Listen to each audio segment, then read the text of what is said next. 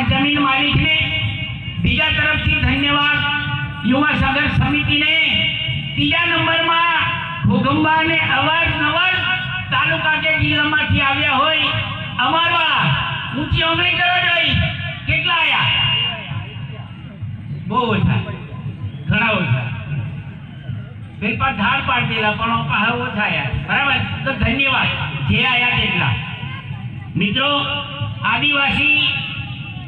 ને બિરદાવવામાં કેમ આવ્યો આદિવાસીને ધન્યવાદ કેમ આપવામાં આવ્યો આદિવાસીની બોલી ચાલી રહેણી કરણી ચાલ ચલકત લેવું દેવું ઉઠવું બેહવું ખાવું કરવું જવું આવું બધું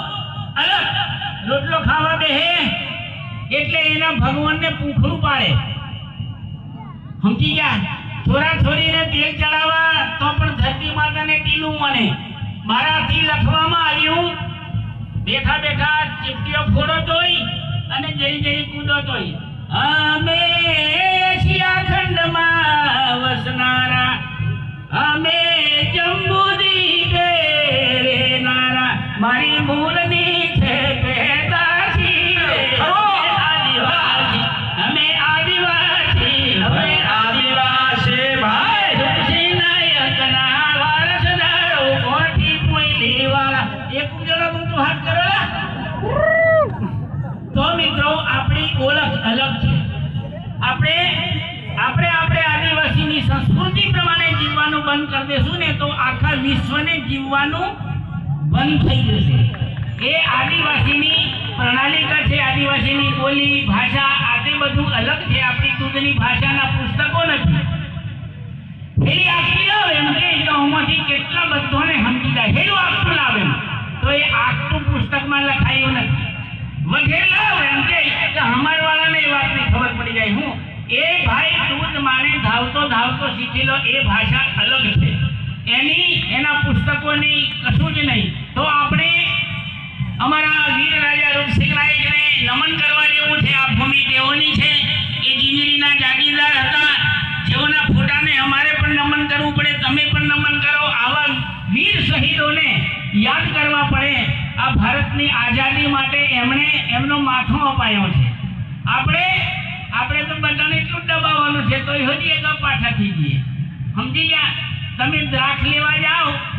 એટલે ઉપર લુંખા ટોંગેલા હશે લુંખાની કિંમત પૂછો કેટલા 100 ગ્રામના તો કે 40 રૂપિયા એટલે તમને મોંઘી પડશે પછી હેઠો ઢગલો હશે એની કિંમત પૂછો 100 ગ્રામના કેટલા તે કે 10 રૂપિયા એ 10 રૂપિયા વાળી પસંદ કરજો એને દીઠમણું નહીં આવે પેલા લુંખામાંથી છૂટી પડેલી આવે તે આપણે કોણ ગણાવવાનું એની યાદગીરી આપણે રાખવાની આવે અમારા વીર રાજા રૂપસિંહ નાયકને બીજી ફરી વાર પાછો યાદ કરું રાજગઢ એ રૂપા નાયકનું રાજ હતું જીંજરીનો એ જાગીરદાર